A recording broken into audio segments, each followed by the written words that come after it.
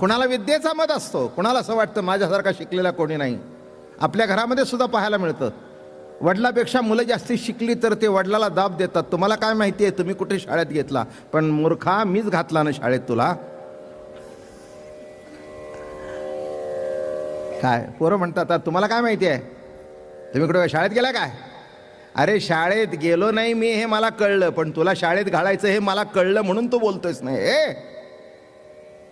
तेव्हा एवढं लक्षात घ्या, काही विद्येचा मद आहे आणि तो मद हा मळ आहे बरं का. काही तारुण्याचा मद आहे, तो असतो.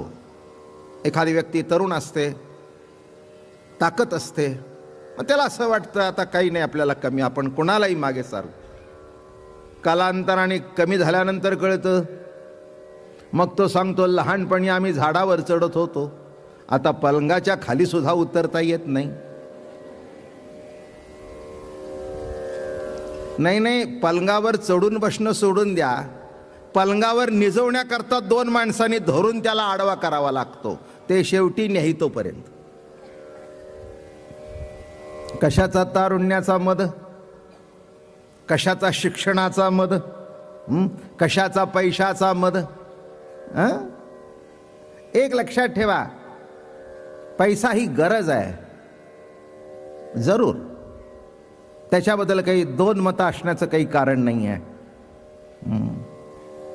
गरज म्हणून पहा, त्याचा मद येऊन देऊ नका, तो मद केव्हा उतरेल सांगता येत नाही.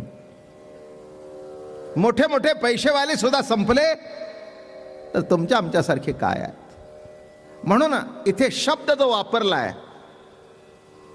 दुसरा अजून एक मद आहे अधिकाराचा, नाही का. हे जे नोकरदार मंडळी आहेत ते बघावं, कलेक्टर असू दे कोणी असू दे, अधिकार असतात तिथपर्यंत माणसं विचारतात. अधिकार उतरल्यानंतर ना, जरी यांनी खालच्यानं छळला असेल ना, तो आला बघ समोरून, तिकडून चल, तो म्हणतो ओ वामनराव इकडे, काही बघितलं नाही का मला? नाही म्हणाले, काय साहेब नाही बघितलं. पुन्हा बघण्यासारखा वागला नाहीस तर माणसं कशी बघतील? जेव्हा हाताखाली माणसं काम करत होती तेव्हा कुत्र्यासारखा कशी माणसं बघतील? तेव्हा अधिकार संपल्यानंतर कोणी कोणाला सलाम सुद्धा करत नाही. ते शेवटचं जे असतं की नाही, निरोप समारंभ, त्याच्या इतका खोटा समारंभ दुसरा नाही. अगदी नंबर 1चा खोटा समारंभ. त्याला एखाद्या घड्याळ वेळात द्यायचं, हार बीर घालायचं, असा साहेब झाला नाही. इथे सगळे इतके का असतायत? तसे हार सगळ्यांनी घेतलेत बरेच लोकांनी.